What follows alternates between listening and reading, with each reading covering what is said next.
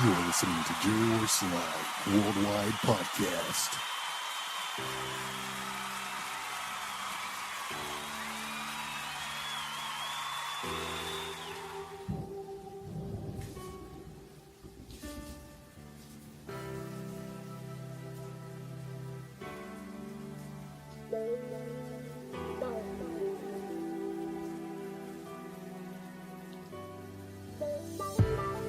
Some days I feel defeated, feel like giving up on my dreams. Yeah. I'm on a fast train, on the road to hell. And nothing going right, it seems. Nothing going right, it seems. My day-to-day struggle, it makes me feel like I lost the way.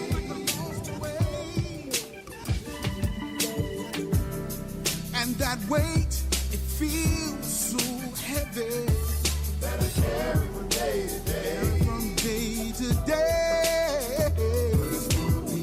But it's gonna be alright. Gonna have a good night in heaven. Yeah, I can't wait. It's gonna be alright. 'Cause I'm gonna have a long night in heaven.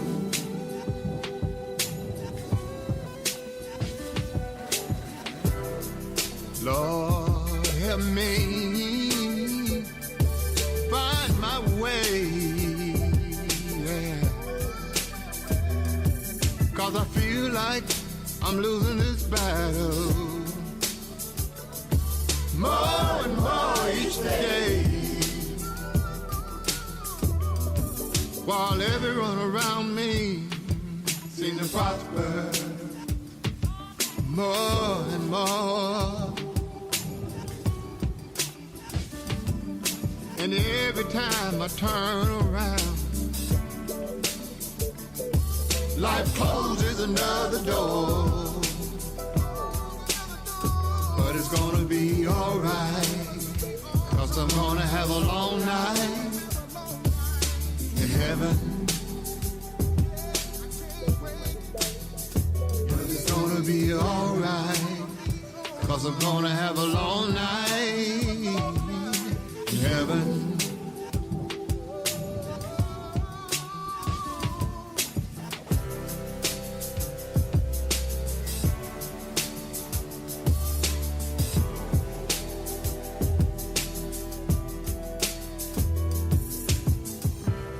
It's been a long, hard fight. I can't give up now. I've come too far. Can't give up now. It's been a long, hard fight. I can't give up now. I've come too far. I can't give up now. It's been a long hard fight. I've come too far. It's been a long night. Long time coming. I can't give up now. All right. In heaven.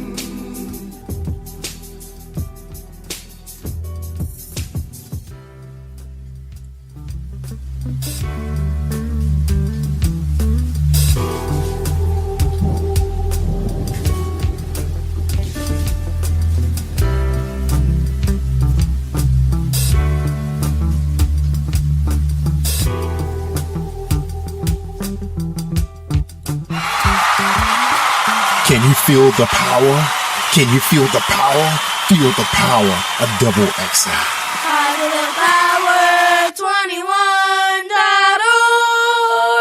Internet Radio. You are listening to Jerry Royce Live Worldwide Podcast.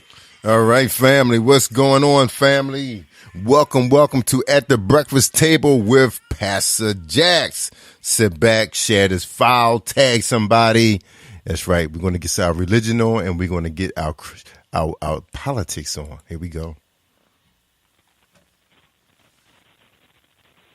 Morning. What's up, man? Morning. It's what's up, bro? It's Saturday, January 27th. I got to give a shout out to all the love, man. I been a lot of love. I kind of fell off the scene. Sometimes you gotta take a step back, right? When you're in the public light, sometimes the light gets a little too bright, and in order to keep your head, I feel like sometimes you have to step back out of the light and let the light shine on some other people for a second. But what I've learned is there's some people who are gonna love you regardless of where you stand in the light. Whether light is light or light is bright rather, or the light is dim. There are people who are gonna love you regardless. And I want to give a special shout out to all of my Pinhead family. I hear you. I see you.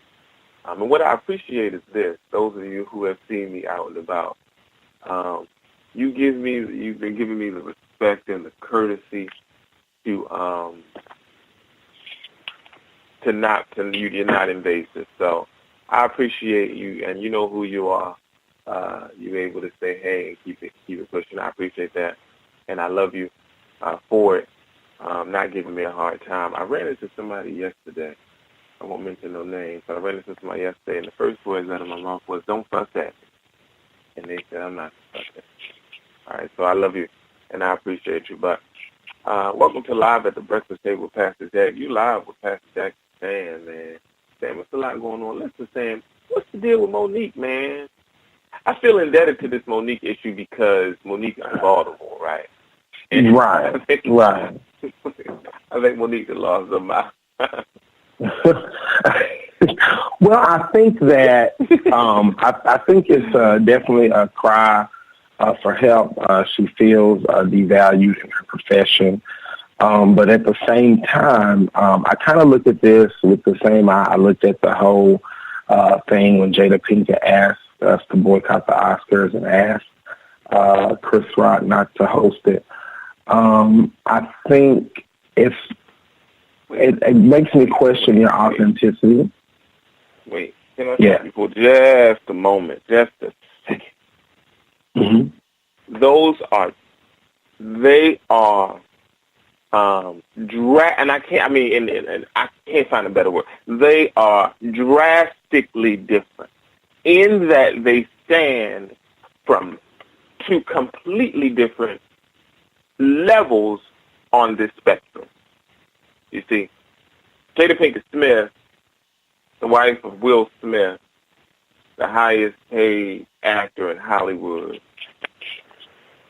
can make that claim. Monique, we don't even know what her last name is. Well, this is what I was saying. I was saying,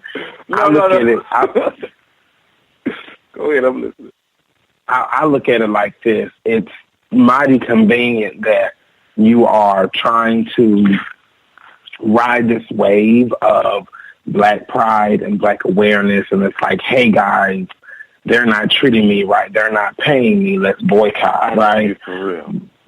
But what have you done to put your money where your mouth is? You see what I'm saying? Like, what have you done to raise awareness to the sufferings of us living everyday life? Some things, because of your money, even though Monique is not even in the same tax bracket with Will and Jada, still the money that she makes she's able to shield her and her children and her husband from the harsh realities that we face every day: racism, marginalization, being gunned down by the police, all of that. I have never heard not one, Will, Jada, or Monique give of their voice to raise awareness to that struggle. I have not. And I just think it's pretty fake for you to all of a sudden reach out to Black people and say, hey, y'all, boycott Netflix because they're not paying me. Well, if they give you your pay raise, what you going to do? You see what I'm saying? B and Jay-Z was putting their money where their mouth was. They was bailing people out. They're using the presence of their celebrity and the platform they have with their celebrity to speak to what we're going through. You know, Beyonce with Let's Get Information, Jay-Z with his, the last song he did? 414, wasn't it? Yeah. 444. No, 444. Thank you. 444. Thank you. I know what my number. Mm-hmm. The album. Thank you. But still, using that, what have you all done? Will Smith, even with your movies, you want him to fly around and, you know, be Superman and all that. I was looking at a whole bunch of Will Smith movies the other day, and this was like, he did Ali. But as far as anything, I mean, there's nothing that he's done with his celebrity to raise awareness to black excellence, to the struggle of black people. Here's the thing. I said, and I'm not being a pacifist, neither am I being an apologist for any of what these people have done. But none of them signed up for that either. They did not become celebrities to be advocates or missionaries, so to speak, or evangelists for a cause. That's not why they became celebrities. And you gotta be clear. There's some people you don't want everybody speaking for you anyway. I don't care how much money you got. Case in point, the President of the United States. And so just because you have a certain celebrity doesn't necessarily mean that you have the credentials, so to speak, to speak for me or yourself for that matter. Now, furthermore, I think that when it comes to Will and Jada, as it pertains to comparison between Monique and Oprah and others, you know, because Monique has come out against Oprah, and people like you and others have all but said that she's not fit for the presidency. But I think that you have to realize these people they did not sign up for it, but then second, as they do attempt to work within their realm of advocacy, you have to let people be authentically them. And so if somebody comes out and speaks for my cause and they don't believe in my cause, it's almost like how Beyonce was when she was on the stage with Hillary Clinton. You know, you can kind of see Beyonce had to look like, with a check. Just look. Give me the check so I can go on by my business. It had no feeling behind it, and therefore it came across. And so I don't want you to come out here talking about Me Too and Black Power, and you ain't got that's not how you feel. And just because you got money and you black, don't mean that you can speak for me. Well, I mean, and I'm not even saying that they represent or speak for the whole black race, but I think whenever you have celebrity, you automatically have a platform. Even if you to just say out of your mouth, you know what, that wasn't right what happened to Eric Garner. That wasn't right what happened. They didn't even say that. Like, absolutely nothing. You're silent. And when you're silent, to me, you're complicit. And I'm not saying they signed up for this. It ain't about what you signed up for. Because of where you are and what you have a certain moral obligation, whether you signed up for it or not. And when you have that voice and when you have that platform, you have a duty, because at the end of the day, it's us the one that's making you rich. So you just going to reach out to us, they ain't wanting to pay me, y'all, let's boycott. No. Well, no, I'm not saying that Monique is right. I think that first of all, here's what I tweeted, and if we can kind of shift gears for just a second, because I want to see what the people think. I got to log in and see what's trending on the page. But and if there's anyone out there that knows of anything that they have done and spoke up for, please don't hesitate to call in and correct me. Yeah, correct. Correct them on the page. Go to at H2WPJ on Facebook, Facebook.com/H2WPJ, and correct them on the page, because I know they're wrong. But no, I'm just saying, like, So as we switch gears for a second, here's how I look at it. Monique goes to Netflix, right? She asks them for a special, a job. Mm-hmm. Netflix responds, yes. However, in order for you to get this special, etc., you'll have to audition, and if selected, we'll pay you $3 million. Mm-hmm. She gets upset. How is this any different than applying for any job anywhere in the world? Like, how is this any different? You go to a specific company. The company says, okay, we'll hire you. However, here are the requirements by which to get the job. In this case, it's an audition. In other cases, it's an interview. Same thing. You sit for the interview. If you are selected, we'll pay you. Mm-hmm.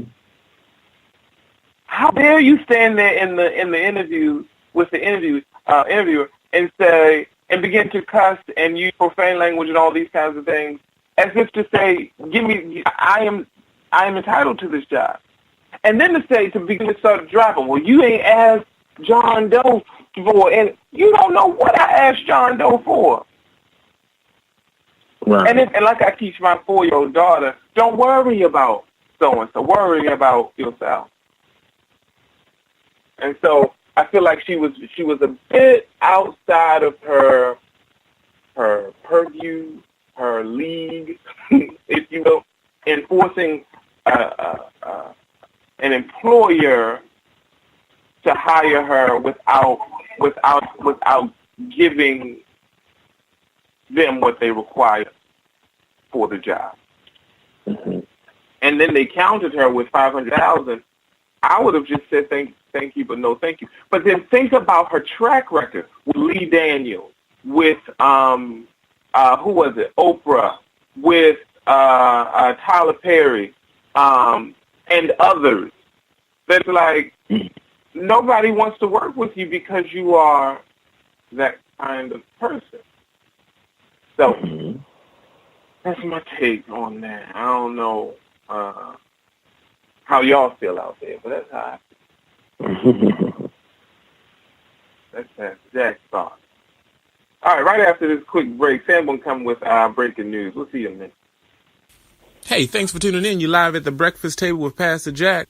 We got a hot show for you today, man. Don't miss it. Call your friends, call your homies, tell them tune in.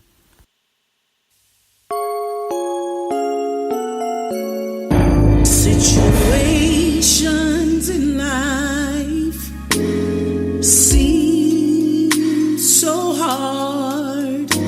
Sometimes it makes you feel, what is the use in going on?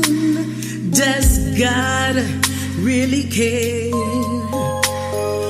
Why would he allow this to happen to me?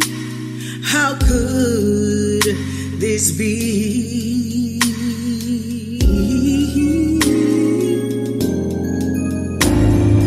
I'm here to say that Jesus really cares.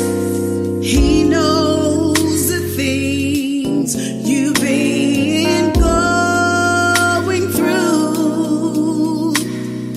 Give him a chance to bring you out of those trying times. Why won't you let him prove his love for you? He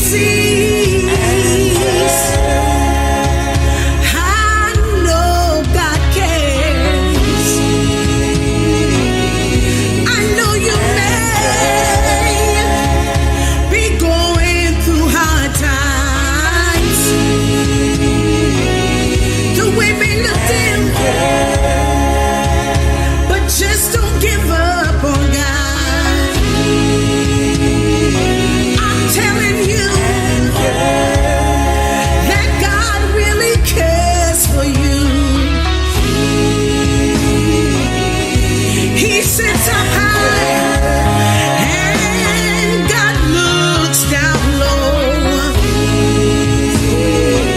He's gonna work it out. God's gonna bring you out. Your life's worth living. Don't you take your life. You're gonna come out of this thing with your hands up with praise.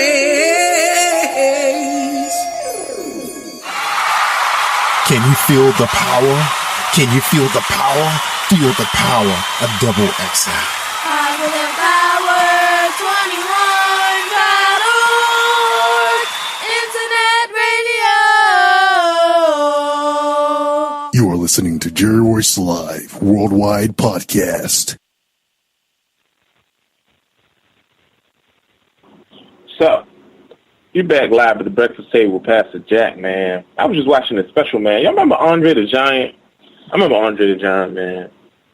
I used to love wrestling back in the day, man. I did. I used to think, I did. Bam Bam Bigelow. Who else? Oh, you were an avid fan, weren't you? I don't remember any names. Yeah, I used to love wrestling, man. I used to think it was, listen, I used to want to be a wrestler. Until I realized that might not be my calling. But you know what? That's probably how I beat you up that time, man. Remember that time I beat you up? A word, really? Is that I have a few witnesses we can call on. Yeah. Remember that time? Yeah, you kicked my door's butt. I wouldn't say you beat me up. Man. And I had to pay resident. I had to pay resident's life $250. Man, don't make me take it back to the college life, to the dorm. Don't play with me. I'm gonna let you have it because it's Passa Jax Breakfast Table. I'm gonna let you have it. I'm gonna let you have it. Damn. Don't play like that, Sam. Look, what the SJ president say? Absolutely that. All right, Sam, what you got for breaking news, man? I ain't gonna beat you up. Breaking news. I got you, bro. Hillary Clinton, 2008, this just surfaced this week. One of her campaign staffers, who is nameless, filed an official complaint with Hillary campaign team, the leadership team, her faith advisor, Bernd Strider, of harassment that included inappropriate touching, kissing her forehead, and sending her suggestive emails, the sources said. The woman shared an office with Strider, which I think is quite interesting.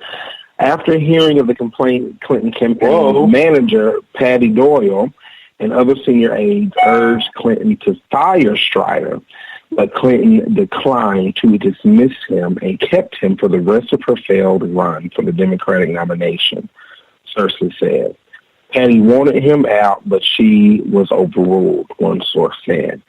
I think that this is very eye-opening into, I guess, I'm not going to say the person that Hillary Clinton is, but she may not be, I guess, as big as a feminist as everyone would like to believe, I think. However, I'm not saying that as an indictment. I do appreciate the fact that she did not immediately dismiss him just based on this young lady's word. Since we don't have the full details, I think that, I think that, was a pretty fair way to go about doing things, because I think so many times people automatically jump on the side of the accuser and automatically label them as the victim, and the one being accused very well could be the victim, Yeah. So I think that, I think that was quite reassuring. What about you? I think you're right. I think that it's a fine line. I think that we have to be careful And when allegations of that nature are reported, because both people can be considered a victim, as you say, but you don't want to get into a Trumpism, in my opinion, by saying there are, what do you say, nice people on both sides or really bad people on both sides or something.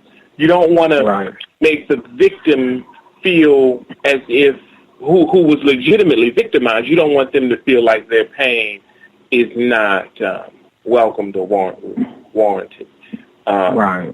And so, but then there are some instances where the victim is not the victim. The victim is the person who is the accused. And then you want to make sure that they feel like their voice is being heard as well. So I think it's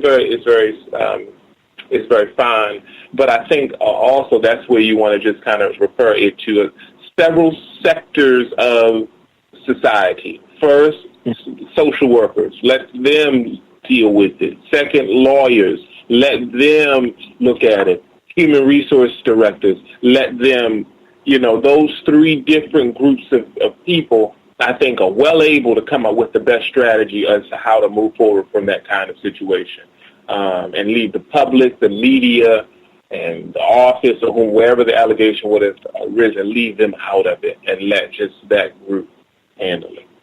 Mm-hmm. I want to say something real quick. Please. So, did you hear about the Guggenheim Museum? What about the Guggenheim Museum? So this Guggenheim Museum reportedly offered the White House a golden toilet in place of the White House asking for a rare, I believe, Vincent Van Gogh painting, The Landscape with Snow. So Donald Trump's White House emailed the Guggenheim Museum in New York City in September and asked to borrow the Vincent Van Gogh's 1888 painting, Landscape with Snow. The curator from the same institution had a counteroffer, a fully functional 18-karat gold toilet. A Guggenheim spokesperson confirmed that to the Washington Post that Donna Hayashi Smith of the White House office of the curator emailed Nancy Spector, curator of the Guggenheim, in September 27 and asked if the White House could borrow Van Gogh's painting for the presidential official residence. In the email published by the Post, Spector responded with a polite no, but offered instead the fully functional solid 18-karat gold toilet entitled America. Wow. How cool is that? There you go. Well, I mean, if you think about it, the Guggenheim was just being thoughtful. What in the world would President Trump do with the Van Gogh? Well, I mean, what would he do with that? He has no use for it. He doesn't I'd probably take a stab in the dark and say he probably doesn't know who Vincent Van Gogh is. Yeah. However, go ahead. No, go ahead. You go. I was going to say, however, an 18-karat gold toilet would be most useful to him because he could sit on it and tweet. Yes. And it would be a very welcoming throne for such an upscale bleep hole. Yeah, the curator at the White House needs to learn the president.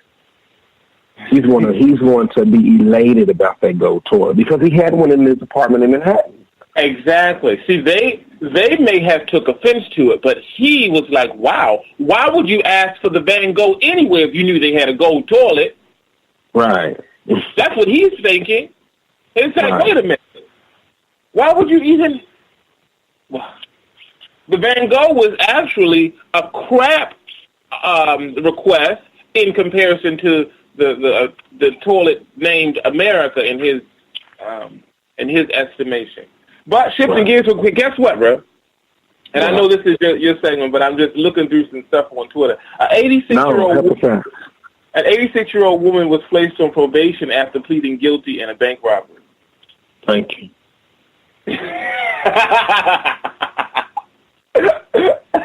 That's what I do. Check this out. An 86-year-old woman who pled guilty to charges in connection with a bank robbery has been placed on a year's probation for her crime. And no, this is not a story about famed international jewelry thief Dorius Payne, whose penchant for shoplifting is well known across the internet.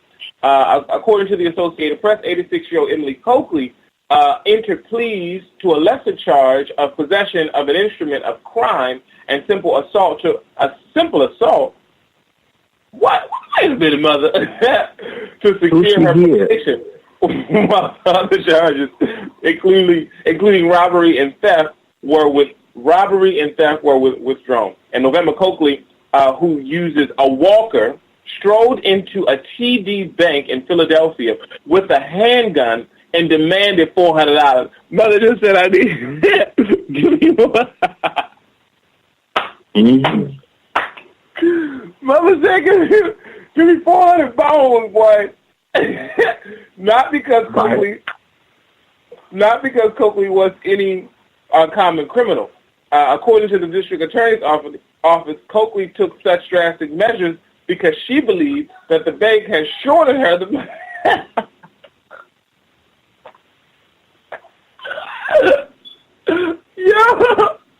She believed the bank had shorted her the money, and really, you can't mess with people's money like that. Wow, I'm reading this from theroot.com, man. Catch this story, man. And so mother went in there with her piece.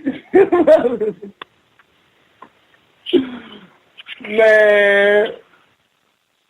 And saying, give me $400. Mother said, she said, give me everything. Mama said, give me 400. 400. All I need. Mother don't take more than what she needs. She only needed 400. Because otherwise you're stealing. Right, you're stealing. Otherwise. But right now, I'm going to collect what's mine. Mother said, I'm reclaiming my time, boy. Lord have mercy. But then you heard about the HUD official who called April Ryan Miss Piggy, right? Yes, Lord. Lord, man. April Ryan gave her the blues, bro. Really? I didn't see April's response. Oh, man. Let me see. Here we go. April Ryan gave okay, hold on. So the girl says this for all you out there who hadn't heard it. Girl says, okay, wait. Okay, I can't find what okay, here it is. Here you go. Wait a minute. I don't know what she said. But here's what she okay, here we go. She says, this is at Lynn Payton or Patton. Lynn Patton or Payton. I hear Miss Piggy's, hashtag Miss Piggy, still on a rampage. Gee, I must have struck a nerve at April Ryan. Hashtag bankrupt blogger.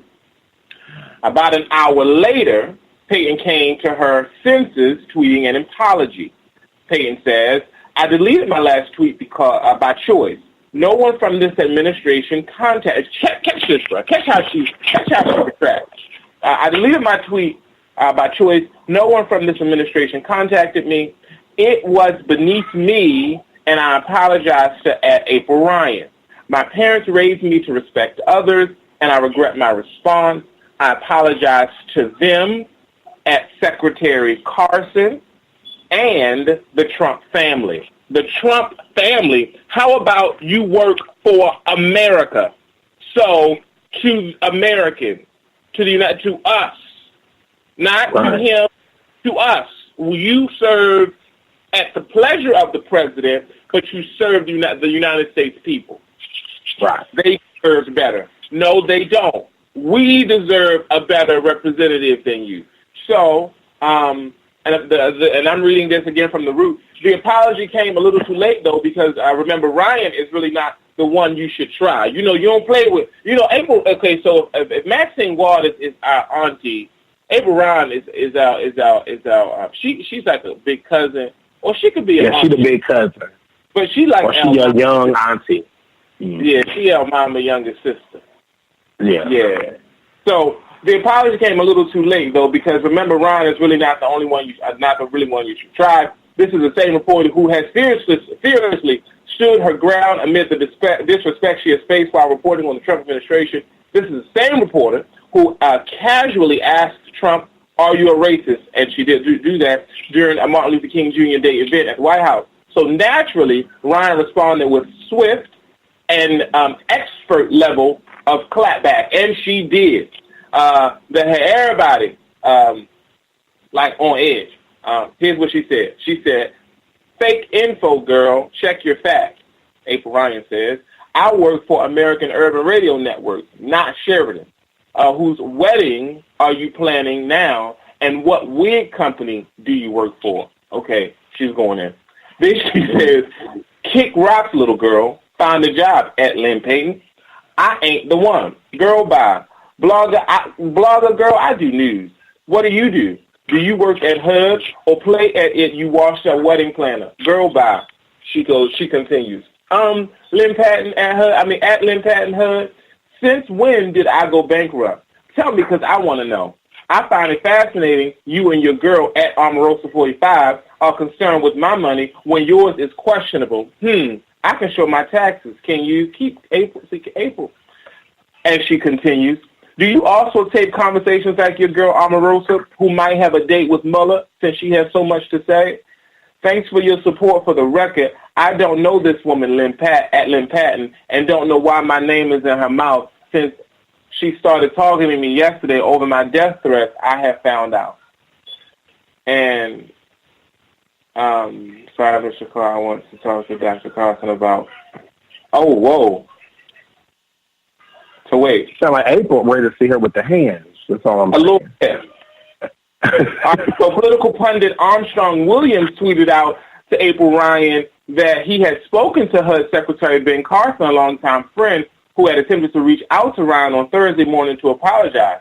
Armstrong tweets, "I have known at April Ryan for 25 years. No one should be shamed, and she has my profound apologies. I spoke with Dr. Carson. He was deeply disappointed by what occurred. He tried reaching out to April this morning but wasn't able to reach her. He offers his deepest apologies. Ryan missed the call but is sure to follow up because, again, and hopefully for the last time, so these people can know, April Ryan is not the one." April tweets, "Thank you. Sorry I missed your call. I want to talk to Dr. Carson about this when he has the time today. Thank you all, at a right side and at Real Ben Carson for the apology."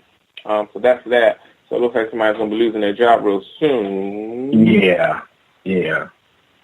Yeah, that's how that goes. But this one was supposedly Don Jr., Ivanka's, and Donald Trump's wedding planner. And, she just kind of made it out of it. Kind of made it. Mm-hmm. Yeah. Well, I mean, it seems like Donald Trump, if he likes you, you're going to have a job. Yeah.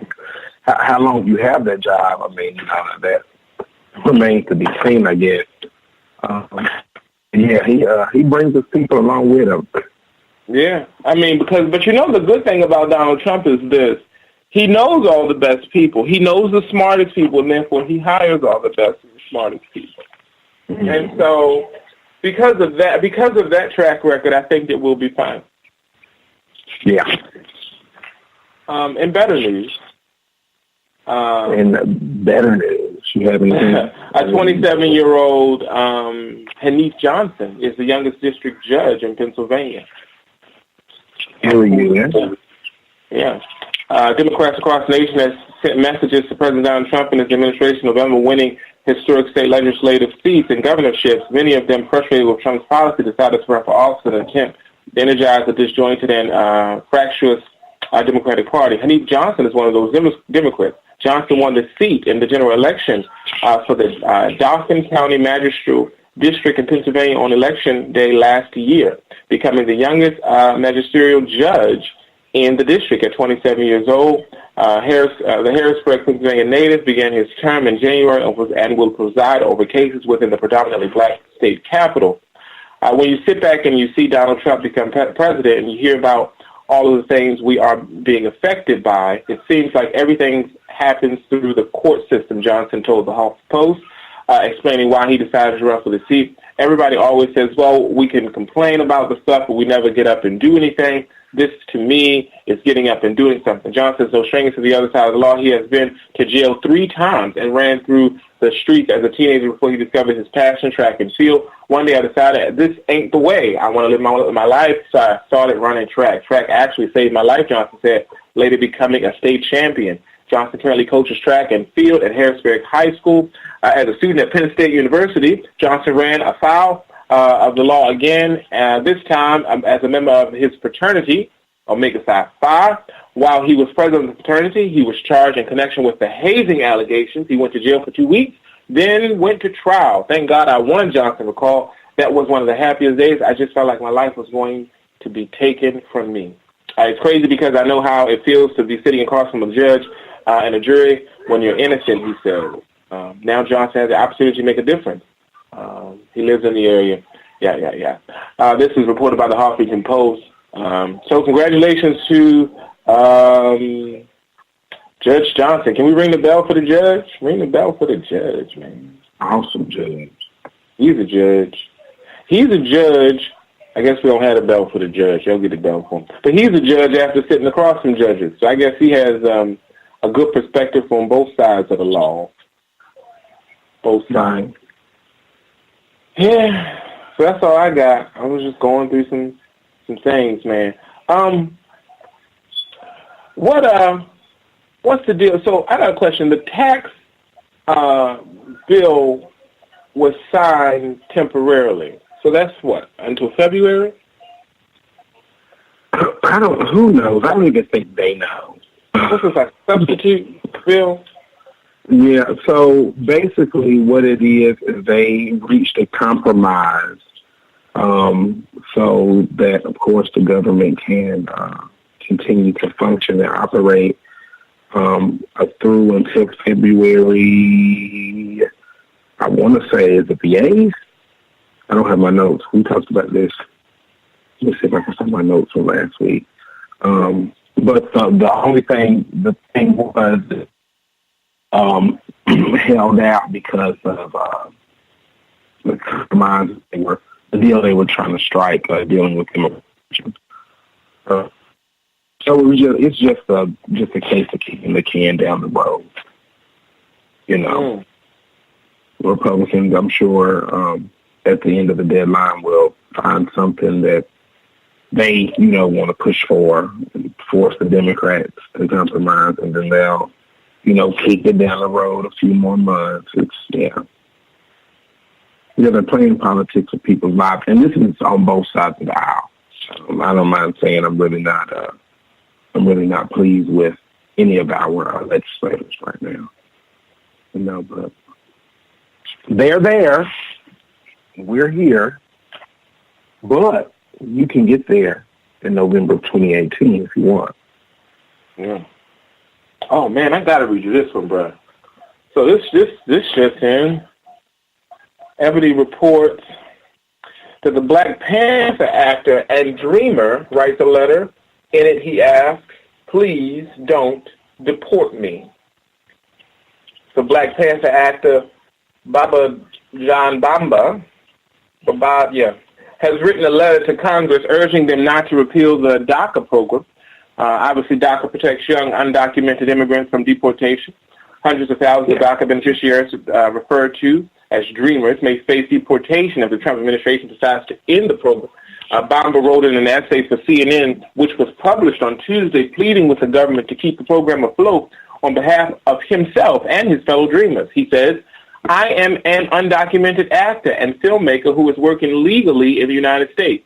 If this sentence reads like a contradiction, let me assure you it is not." The 35-year-old Ivory Coast native said he could no longer stay silent in wake of the administration's threat to pull the plug on DACA. "When I came out as a DACA recipient, I knew I would be risky for my career. It would be. I have been able to create a life that many dream about," he continued. "But seeing other DACA recipients with much less than I have risking their freedom to protest and petition for a fix to the broken immigration system gave me the courage to step forward. He continues, often the willingness and struggles of immigrants to obtain or keep legal status is left out of the media's coverage. They fell prey to unscrupulous immigration lawyers who ripped them off because of resources for black immigrants were limited. The actor then relayed that the significance behind his name is also indicative of his attitude toward adversity. But my name is Bamba, means resilient. In Mandingo, a language spoken in Ivory Coast, and I would have to live up to my name. So I picked myself up and worked my way through drama school without financial aid, avoiding auditions for any role that would require me to work internationally because I knew I couldn't travel. If I left, there were no guarantees I'd be let back in. While I was trying to maneuver through life without legal status, I was also dealing with the realities of being black in America. To be black without papers meant that I was walking on an additional layer of eggshells, never wanting to appear too aggressive or suspicious. In my case, and the case of many black immigrants, it could have also led to criminalization and deportation proceedings. Whoa. Whoa. That's deep. I never considered that. I mean, I know this is an ignorance and naivete on my part, but I never considered that. You know what I mean?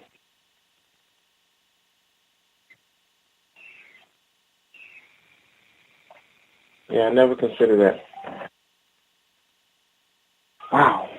So we pray for him. You know what? At the end of the day, I think that because of his popularity with the Black Panther movie, and now that he's come out as a dreamer, the president is going to pick on him just because, and he's brown, and yeah. But that's all we got for you today, man. That's all we got. You know, I wish I had more, but I don't. So let me just pray with you. My kids are coming out now, so I gotta go. Let me pray with you, and I'll have to let you go. Let us pray. God, we come believing that you are still God. Thank you for this hour, this opportunity to sit and to talk with each other. But then, God, I thank you for an opportunity to know you. I pray that you would continue to lead us in this earth, regardless of who is leading us on the earth. I ask that you would continue to guide us through the world and to bless us with things that we would have never dreamed of.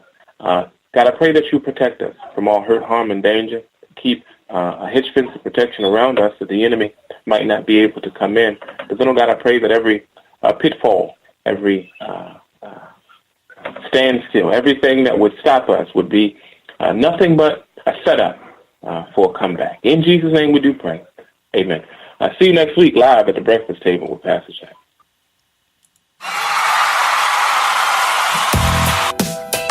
Yeah, family. That was Passa Jax. Passa Jax. That's right. Tune in every Saturday starting at 9 o'clock with Passa Jax at the Breakfast Table with him and Sam Brown, bringing religion and politics all on the same platform. Isn't that awesome? All right, coming up next at 10 o'clock, you got Pastor Dr. Paul Kelly, the next man up. He's the moderator. He's the author, best-selling on Amazon. Coming right up tonight, today, this morning, 10 a.m. We got Theo White, we got the Young Disciple, and we got Thomas Morrison. Right here on Positive Power, XXI Christian Media, with Jerry was live worldwide. Stay tuned, y'all. We'll be right back. Hang in there. You are listening to Jerry Royce Live Worldwide Podcast. Can you feel the power? Can you feel the power? Feel the power of Double XI. Positive Power 21.org. Internet radio. You are listening to Jerry Royce Live Worldwide Podcast.